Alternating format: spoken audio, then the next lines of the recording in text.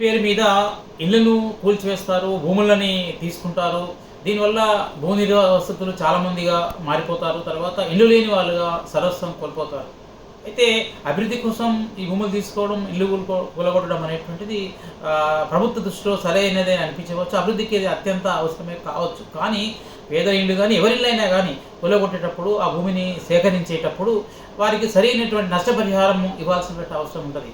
ఇవాళ ఒక ఇల్లు కట్టుకొని ఒక 10-20 సంవత్సరాలు ఒక చోట ఉన్నట్లయితే ఆ స్థలం వారిది అవుతుంది. అది అసైన్ భూమి లేదా ప్రభుత్వ భూమి ఇంకొకట అనేటువంటి బఫర్ జోన్లో ఉన్నటువంటి భూమి. ఆ తర్వాత చాలా సంవత్సరాలుగా దశాబ్దాలుగా ఒక ప్రాంతంలో ఉంటున్నప్పుడు అది చట్టం ప్రకారం కూడా వాళ్ళ భూమి అవుతుంది. అట్లాంటి భూమిలో వాళ్ళు మున్సిపాలిటీ నుండి పర్మిషన్లు తీసుకొని నల్లా బిల్లులు కడుతూ, కరెంటు బిల్లులు కడుతూ మొత్తం సంవత్సరాలుగా ఉంటున్నటువంటి వాళ్ళని ఒకటేసారి గాంధీ విగ్రహాన్ని ఏర్పాటు చేస్తాం, సరోవరాన్ని ఏర్పాటు చేస్తాం, లేకపోతే రోడ్లు వెడల్పు చేస్తాం, ఈ రకరకాల మూసీని ప్రక్షాళన చేస్తాం, లేకపోతే ఇంకొక రకరకాల అభివృద్ధి కార్యక్రమాల పేరుతోటి వాళ్ళని నిర్వాసితులను చేయడము, వాళ్ళ యొక్క బతుకులను విధ్వంసం చేయడం అనేది ముఖ్యమాటికి దుర్మార్గమైనటువంటి చర్య.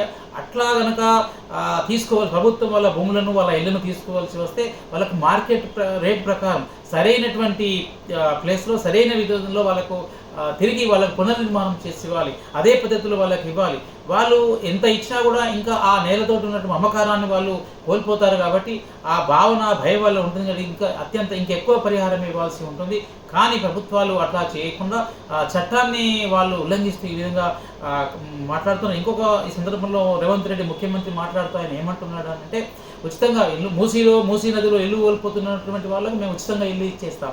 నువ్వేంటి ఉచితంగా ఇల్లు ఇచ్చేది? వాళ్ళ ఇల్లు గత అనేక సంవత్సరాలుగా వాళ్ళు ఉంటున్నటువంటి ఇళ్లను కూలగొట్టి ధ్వంసం చేసి వాళ్ళు నష్టం చేసి ఉచితంగా ఇవ్వడం ఏమిటి? వాళ్ళ యొక్క హక్కు అది తీసుకోవడం అనేటువంటి, వాళ్ళ హక్కు పొందడం అనేటువంటి, వాళ్ళ హక్కును ఇవ్వడం అనేటువంటి ప్రభుత్వం యొక్క ప్రాథమిక బాధ్యత.